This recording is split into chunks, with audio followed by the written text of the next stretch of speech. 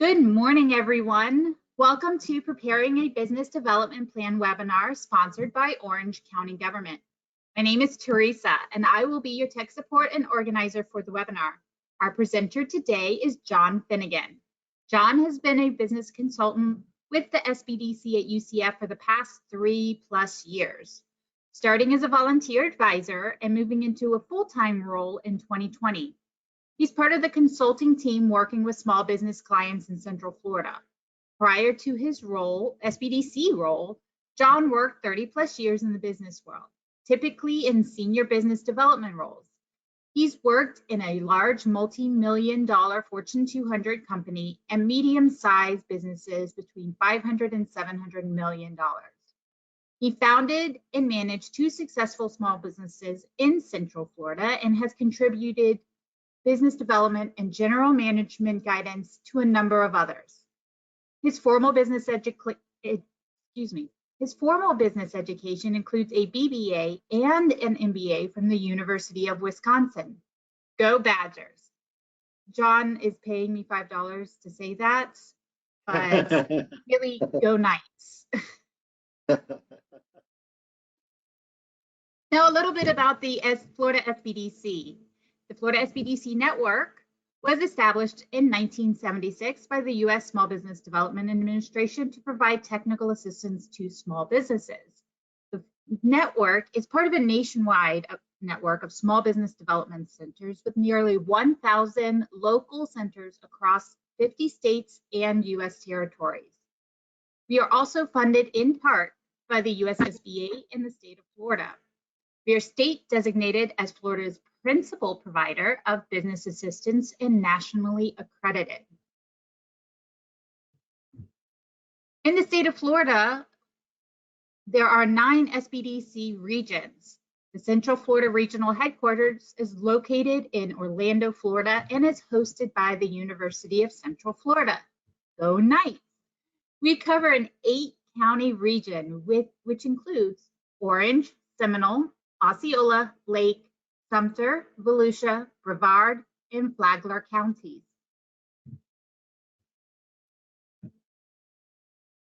Our services provide no-cost, expert, confidential one-on-one consulting, no-cost market research. We also have special programs for second stage businesses and business training and seminars and webinars, which you're part of today. Now, before we get started, I want to cover a few housekeeping rules. Your mics are muted by default, so if you have any questions, please feel free to use the question chat box feature in your GoToWebinar panel at any time.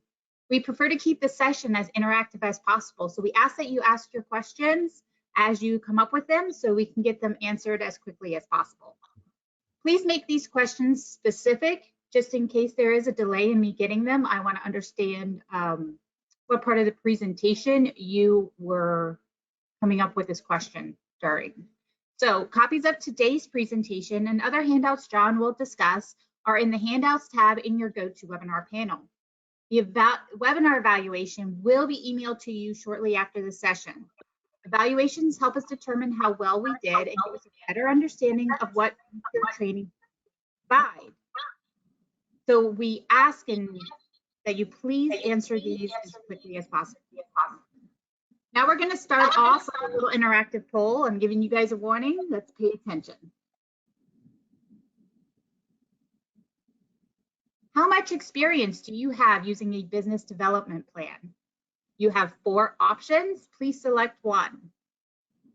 One of the options is have never used, but you really need to start. Another option is some experience, it hasn't been much help. Another option is some experience, it has helped and you want to learn more. And the last option is very experienced. You have used it successfully. And it looks like we have about 67% who have voted. I'm going to leave this up for about another 20 seconds or so. So if you are on and you can vote, please go ahead and select one. It's a quick poll. Select one, vote, and then we will show the results shortly after the presentation begins. All right, we got another 2 seconds, and then we're going to shut it down. This is your last chance. All right. Without further ado, I'm going to go ahead and turn this baby over to John. All right. Thank you, Teresa. Thank you so much. Oops, what the heck happened? Hey, do you see the presentation, Teresa? It looks like there it goes. Now I do. Okay, so you see the agenda? Yes. Okay, very good. Well, again, thank you, Teresa, for the nice introduction. Thanks, everybody, for joining us. I'm just going to go over a little bit of what we're going to talk about today, but I'm going to start with expectations. This is 1 hour, so we're going to spend, an hour thereabouts together. Preparing business development plans is a huge topic. I personally could spend, a week talking about it. There are graduate level courses in business schools that are semester long that talk about preparing business plans. So this is 1 hour. And kind of the goal is, if you get a couple of good ideas from it, good ideas that you can take to your business and use in your business, I think that's a good use of your time. So here's some of the things we're going to talk about. What is a business development plan? Why do we use them? Owners' expectations, it's always the beginning point. Sales responsibility, who in your business is doing the sales, doing the business development. Managing the program, product targets and partnerships, that's kind of the core of it. A sales outreach campaign, a digital marketing campaign, we're just going to touch on those briefly, and then what's next. And this note at the bottom where you see, means content and formats available with the asterisks. As we go through this, we've created and we've collected a pretty broad range, a good catalog of materials that are available for small businesses at no charge. And some of them we're going to make available today to all the people that are joining in. Some of them you can come to us and ask for them. So I'm going to start with, what is a business development plan? And it sounds like a kind of a stupid question, but it really is simply a documentation of your ideas as a small business owner. What are your ideas for growing the business? And here, there's a couple of things. First of all, when we talk about a business development plan, this is for the owner. This is for the executive team of small businesses, and you're making it for your business. This doesn't have to be 30 pages of words. It's simply not that. If you can put together just a couple of your ideas in terms of what you're expecting and what you want to do to grow your business, that's what it's all about. And there's huge value to the process. Just going through the process of thinking about, what are the ideas? How are you going to grow the business? Getting a team together. So if you have a couple of people that are in your business that can contribute to the plan, they can bring in ideas, they can help you, vet the ideas and talk about the ideas. So it shouldn't be the owner sitting down by themselves. It should be the owner and whoever you trust to participate in the process.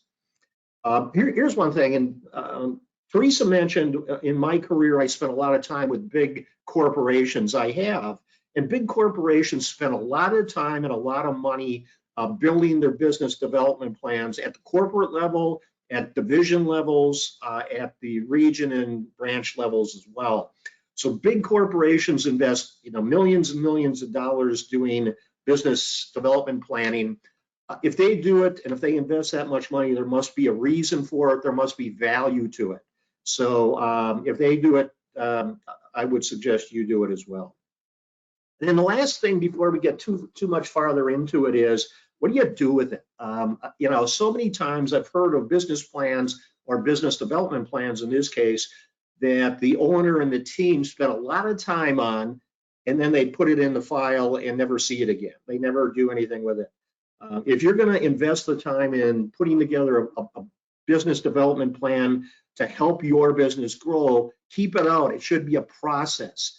Use it and use it to grow your business.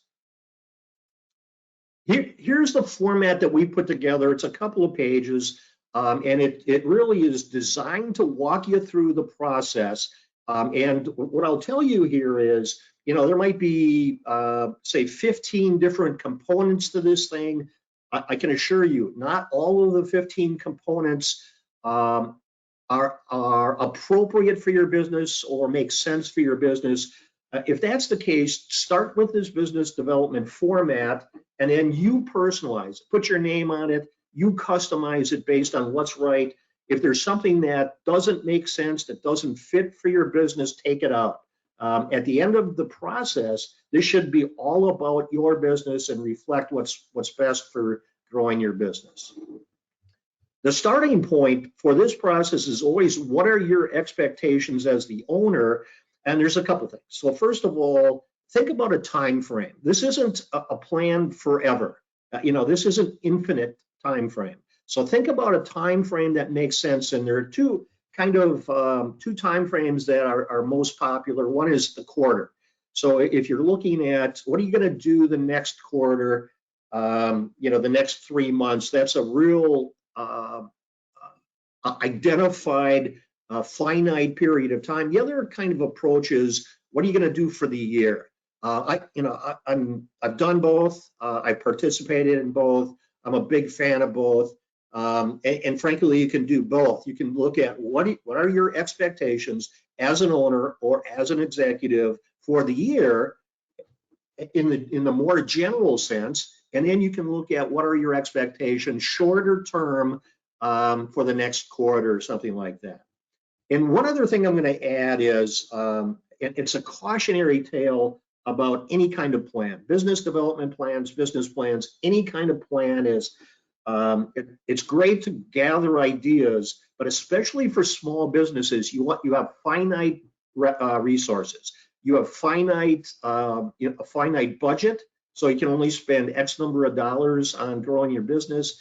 And more importantly, you have finite time. You as the owner, you as the executive, you only have a finite hours in the week.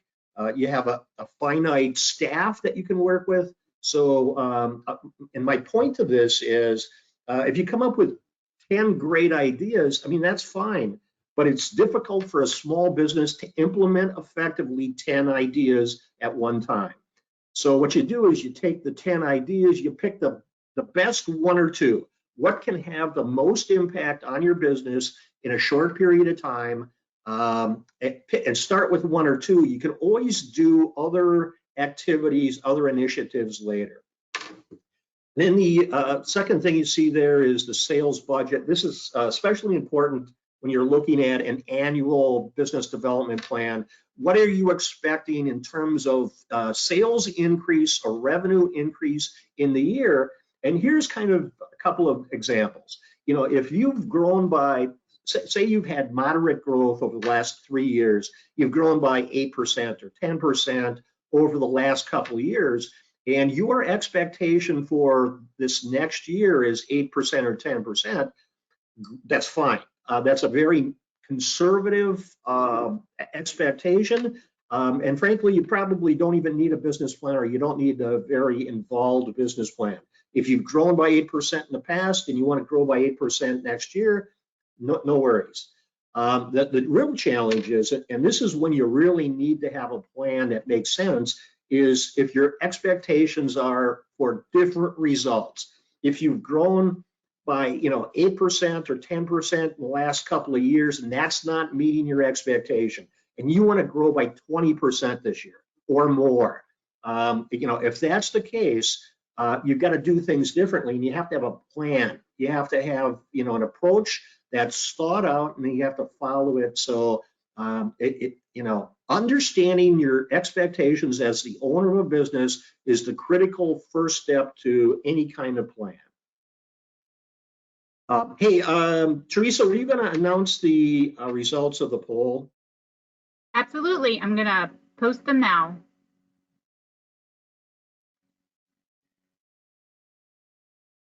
Our quick poll said that 50% have never used but really needed to start a business development plan.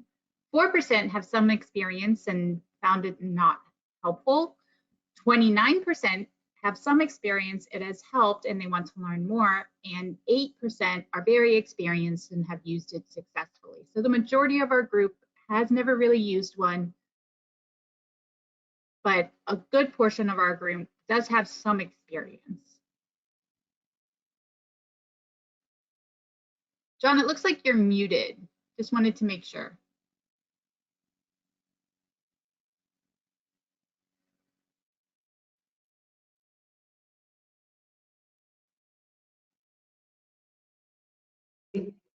Okay, there you looks All like right. I got you back. I'm back. Okay, so again, like Teresa said, the bulk of the people here have either no experience or just some experience. Here's what I'm going to tell you. Again, this is 1 hour. You have resources with the SBDC that can continue the conversation and help you implement a business development plan. So keep that in mind. Okay, so who's doing the sales activity in small businesses? That's a valid question. And the starting point is, who is the executive responsible for the management of sales? And typically, if it's a single owner, there's no question about who's responsible for the performance at an executive level. I've worked with clients where there's 3 owners or 4 owners, and when I say who's responsible for the business growth, and they all raise their hand. And I would caution, businesses who have multiple owners, multiple people that are responsible at the executive level, assign one person the responsibility for a business development plan and business development performance. Assign it to one person, because if you have 3 people responsible, at the end of the day, there's going to be finger pointing. So assign one person. If you have multiple people, make sure that one person is responsible for the performance. And then who in the business is doing the sales activities? And here are a couple of examples. There are examples of small businesses that have sales professionals on their staff. So they have one, maybe just a couple of sales professionals that are completely responsible for doing the sales. That's pretty easy to define at that point. But I've worked with a lot of small businesses where people wear lots of hats. So you're doing project management, and you're doing sales, and you're doing customer service or something like that, where sales is only part of your responsibility. And here's what I would recommend for businesses who have I'll call them part-time salespeople or part-time business development people, is set a time commitment. Because it's so easy to get pulled into other responsibilities. If I'm working for a business and I'm doing project management and I'm doing sales activities, and I have a project that's pulling me in and it's taking all my time with sales activities comes to a halt, and typically business growth will come to a halt as well. So when you have people like that are hybrid people, they have multiple responsibilities. Here's one strong recommendation: is determine a time commitment every week. So if they're doing customer service or doing project management, make sure that they're spending, even if it's 5 hours a week or 10 hours a week, make sure that they commit to doing the 5 hours or the 10 hours a week that they've committed to. Make sure they do that. And then the second thing is to make that easier. So if I'm doing project management and I'm doing sales, and I've committed to 10 hours a week of sales activities, schedule it in your, put it in your schedule. So maybe it's Tuesday mornings, I'm going to do sales activities. Wednesday afternoons and Thursday mornings, those are the 3 times I'm going to invest in doing the sales activities. And that way it's easier to hold yourself accountable. If you're the owner or the executive, it's easier to understand if your people are doing that kind of work. If there are any questions about that, I'm more than happy to help. The next stage, this is a topic all its own. How do you manage the activities? CRM. I am a huge CRM fan. I'm going to only spend a few minutes here. And here's the perspective. If you're a small business and you're pursuing hundreds of prospects or maybe thousands of prospects, and you're doing activities with all of those prospects, you're making calls, you're sending emails, you're doing proposals for them, you're leaving voicemail messages. All of those activities, if you don't have a way to organize and manage those activities, you're going to be hugely ineffective and hugely inefficient. So you need to have some kind of a device or application. And the beautiful thing is there are CRMs out there that are specifically designed for small businesses. And there are CRMs that are actually free for small businesses. And it gives you the ability, and they're very functional. Typically you can only use, one or two users, one or two licenses. Typically there's a limit on how many prospects you can put in there, maybe 1,000 or 2,000 prospects.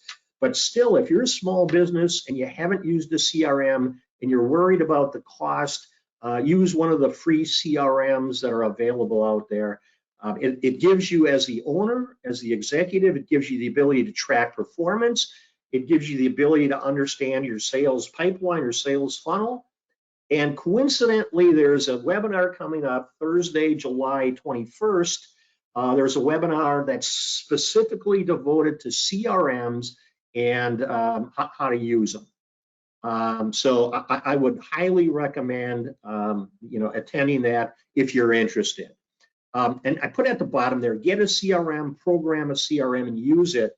I've got a large number of clients. They've made the commitment to get a CRM, but they're almost using it as simply just a database to keep contacts in there. They didn't program it based on their sales process, and they're certainly not using it.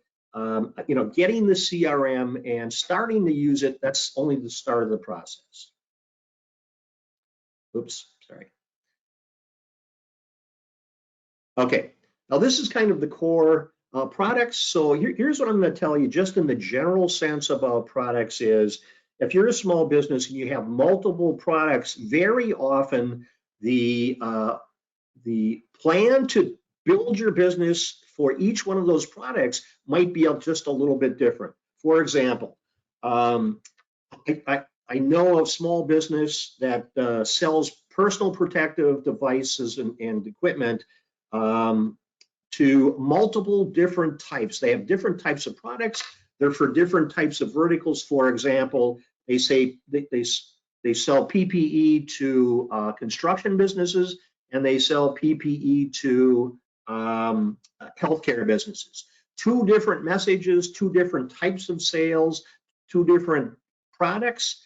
You have to have two different approaches to selling to both of those target verticals.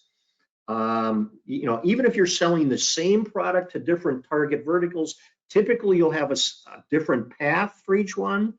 So you'll need a different plan for each one and different content and that kind of thing.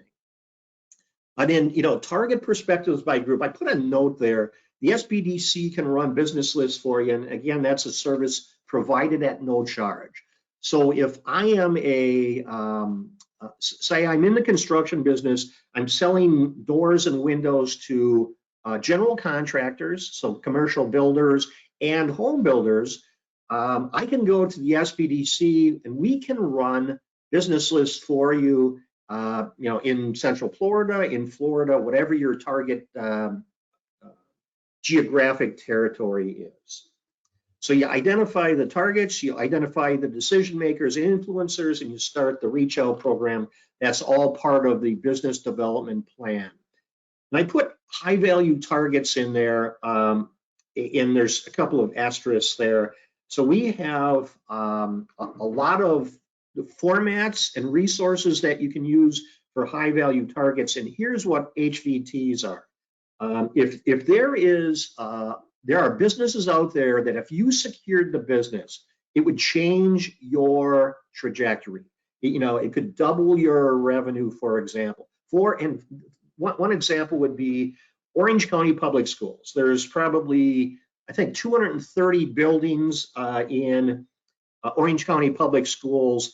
Obviously, it's a huge business. If you're selling something and you secured Orange County Public Schools, it would double your revenue, or more than double your revenue. That is clearly a high value target for you. And here's why I have it on there is you treat them differently. If there are targets out there, prospects, businesses out there that could, double your business, you got to identify them, you got to treat them differently because they are differently. And here's another one. If you happen to secure one of the large theme parks, if you secured Disney and it would triple your business, or if you secured Universal or something like that. So high value targets, if that's of interest to you, let us know. We can help you identify them and help come up with a specific business development plan for those HVTs. Teresa, I have a tendency to speak awful quickly. I'll slow down. Are there any questions that you see?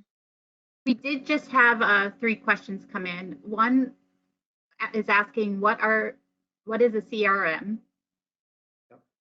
Okay, I'll answer that quickly. CRM is a customer relationship management tool. It's an application, it's an app, it's a database, but there's huge value to it. When I say it's a database, that's kind of one dimension out of 10.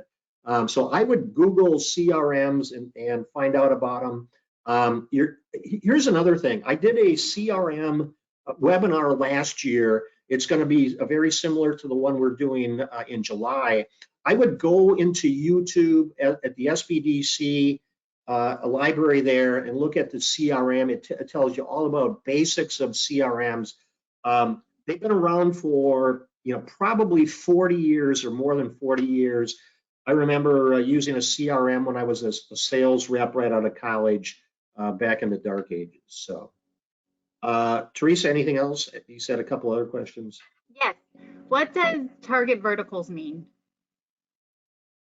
Target verticals is who are you trying to sell to? So if you're a commercial, janitorial service, and your specialty is healthcare businesses, for example, so that would be your target vertical. If you also do, maybe high-end office buildings, so you'll have multiple target verticals. One is healthcare, one is high-end commercial office buildings, that kind of thing. So whatever who are you trying to sell to? If it's business to business, who are you trying to sell to? And typically that's what I mean. If you're selling business to consumer, B2C, then it's not necessarily target verticals, it's your target demographic. Who are you selling to in the consumer market? Are you selling to youths? Are you selling to an older population? Are you selling to high-end net income, that kind of thing? Anything else, Teresa, before I move on? 2 more. If they identify a HVT, how can you help? Well, yeah, okay. So how can you help if they identify an HVT? Yeah, so I think that's part of your, that's part of putting together the plan is which target verticals are you selling to, and who in that target vertical might be able to, has a lot of volume. For example, if you're selling to home builders and most custom home builders build a couple homes a year, Pulte Homes builds thousands of homes in a year. If you're selling to home builders, that's your target vertical, but the high value target is Pulte Homes because they're selling to thousands. They're building thousands of homes. And if you're selling doors and windows to Pulte Homes, that could be a huge uptick on your business. That's what the high value targets. Okay. All right. Please provide a couple of free CRMs, and that's the last question we have right now. Okay, a couple of free CRMs.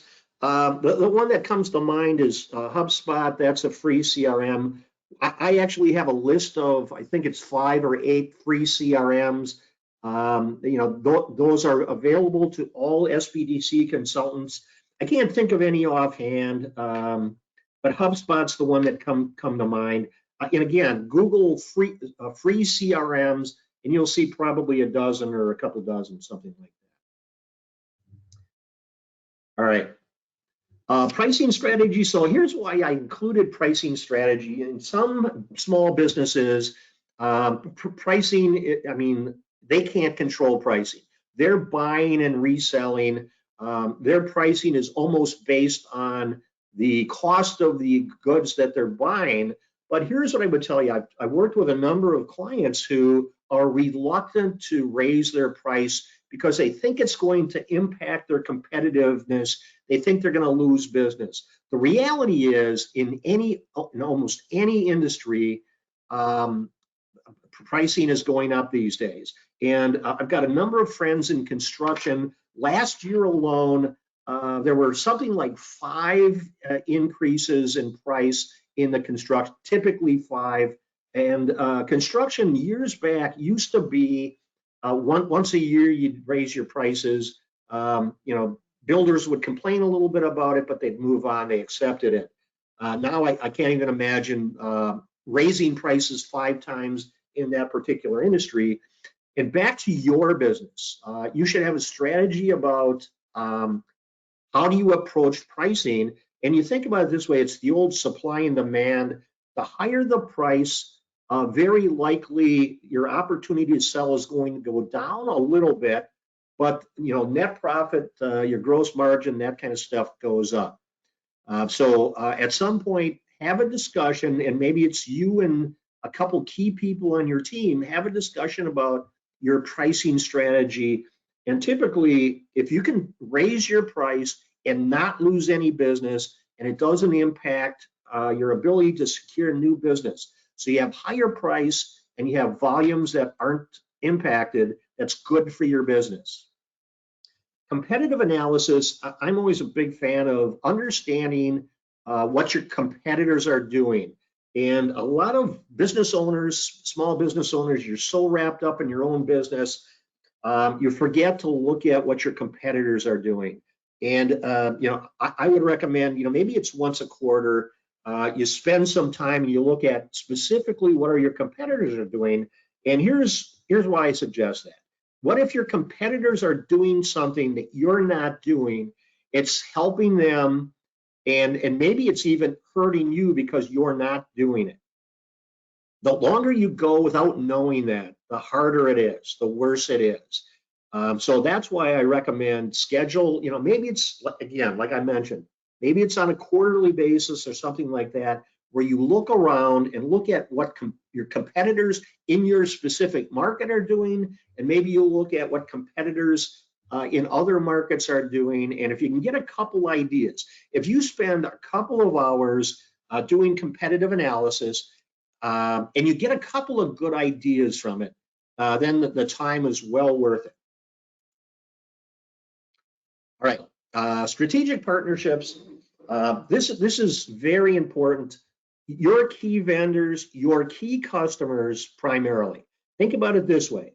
If you sell more, it's good for you, it's good for your key vendors. If you're buying something from them and you sell more, it's good for you, it's good for them. So why not reach out to them? And how can we work together to increase our competitive nature in the marketplace? How can we work together and sell more products? That's good for you, it's good for us.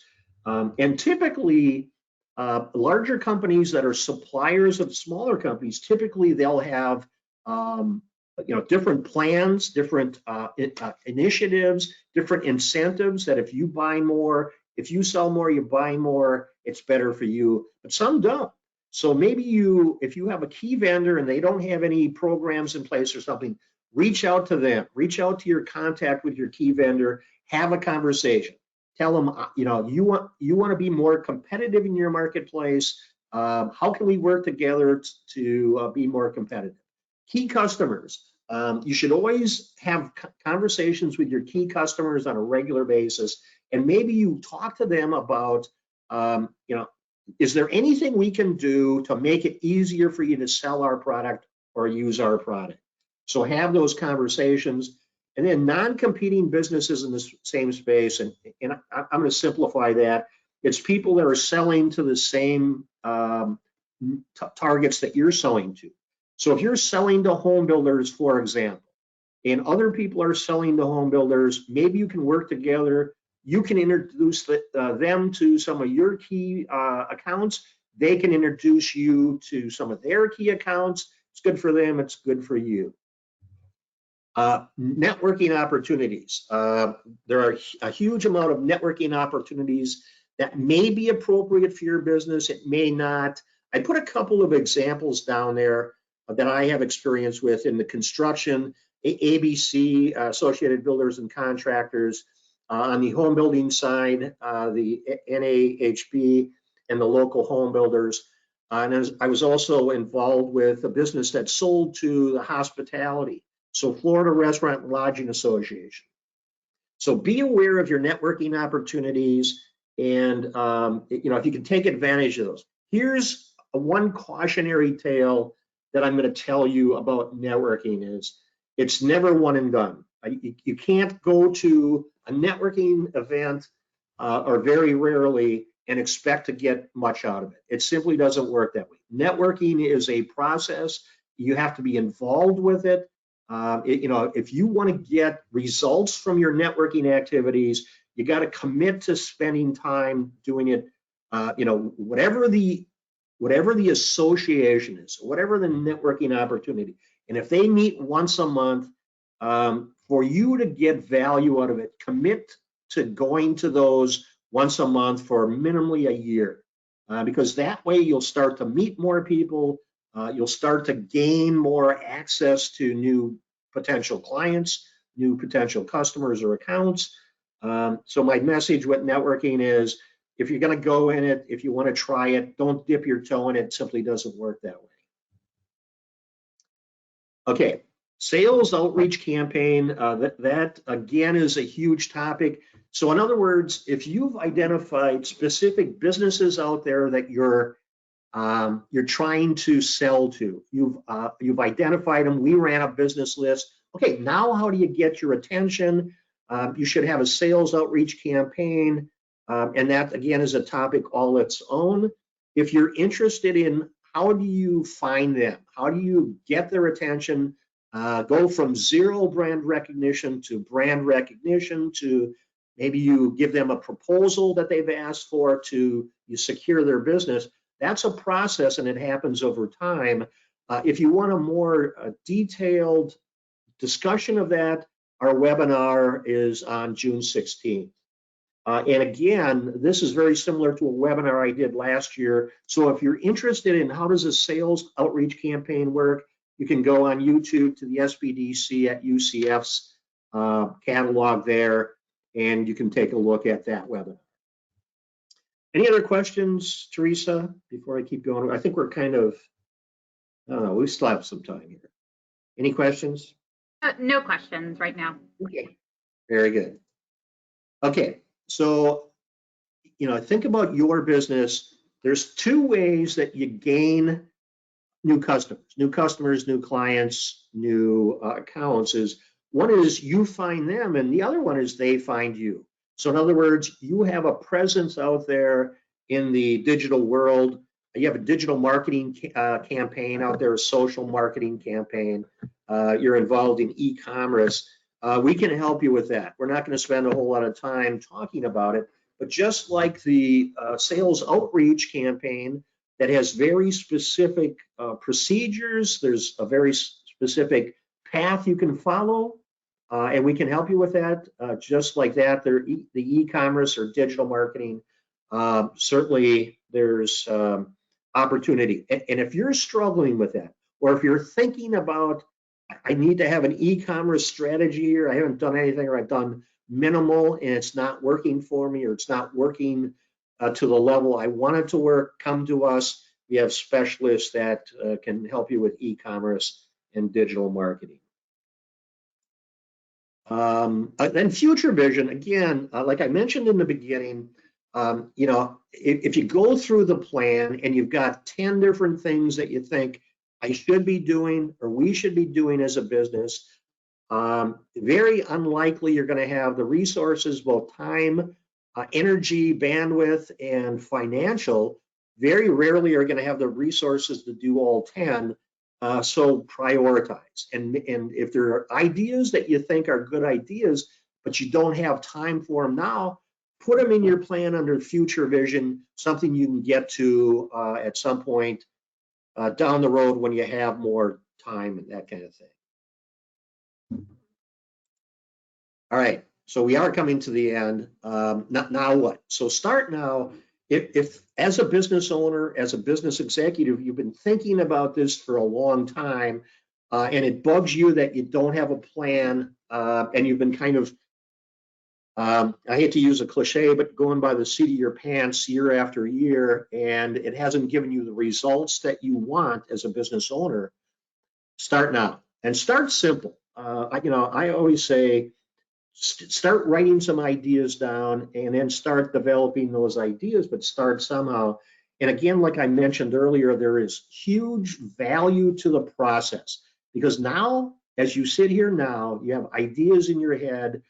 Just the simple fact of putting them on a piece of paper, putting them in a plan, it forces you to think about those and define those ideas and expand on those ideas. There's huge effort, huge value there. Team effort, again, if you have key people in your business, even if it's something like you're selling products and you have installers, if you have a lead installer or something, bring them into the conversation as well, because they're the ones who see your customers. If you have customer service people that are dealing with your clients or your accounts, bring them into the discussion. And the question to them is, how can we grow the business? How can we, sell more to the people we are selling to, or how can we sell to more people? And I would always approach it as a win-win. If it's good, if it's helpful to the business, it's good for them, because it gives them more job security. The stronger the business is, the more it grows, the more opportunities there are for the people that are working there. So, you bring in a team, you make it about win-win. Make it so it's good for us as a business, but it's also good for you as a member of our team. And then use the plan. I mentioned it at the beginning. That it doesn't do you a whole lot of good, or it does minimal good to invest your time in putting a plan together, and then you put it in a file somewhere and never go back to it. If you're going to invest the time and you come up with ideas, implement the ideas. And then you've heard this before, measure the performance versus expectation.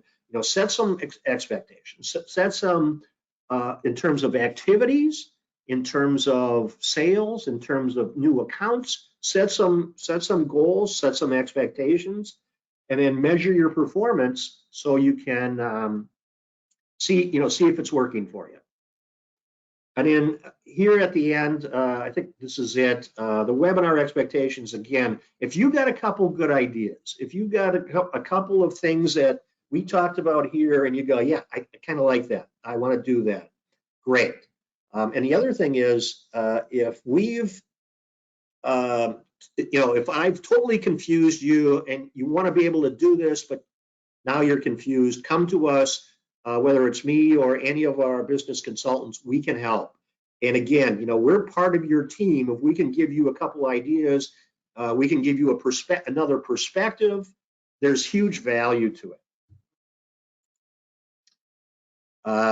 There's my contact information. I'm always willing and anxious to help new clients, new small business owners, happy to help.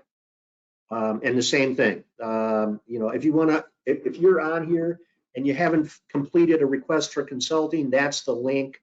If you're already working with us, go ahead and reach out to your business consultants.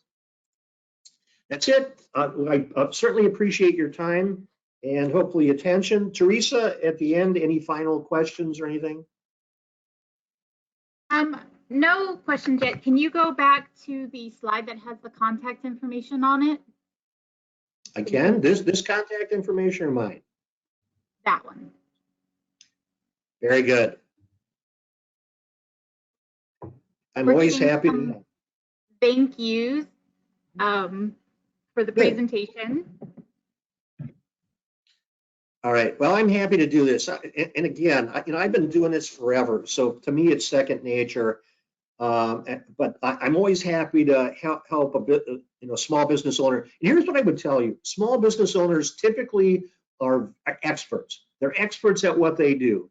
If you have if you're a painter, you're an expert painter. You've gotten into the business. You might be expert at painting. You might even be good at running a business. You may not be good at expanding the business or growing the business, and that's where we can help. And here's the kind of the scenario is small businesses, you can't afford to bring on full-time professionals for everything you do. You can't afford a full-time accountant. You can't afford necessarily, or you can't justify a full-time business executive, business growth executive. That's where we can help. All right. Anything else, Teresa? Nope. One comment said, "Where's the clapping hands, happy dance emoji?" They really enjoyed it. We're Okay, getting well, a few good. others for the information. Okay. If you guys Well, have any good. questions, again, I want to remind you, please don't use the raise hand feature. We don't have the ability to record you and put your voice on camera.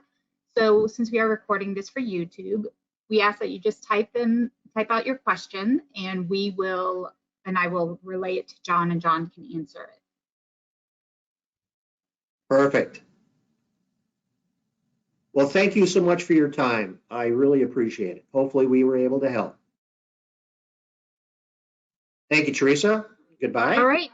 All right, John, I guess we will end it. And if you guys have any other questions, please feel free to reach out to John or reach out to your consultant with the Florida SBDC.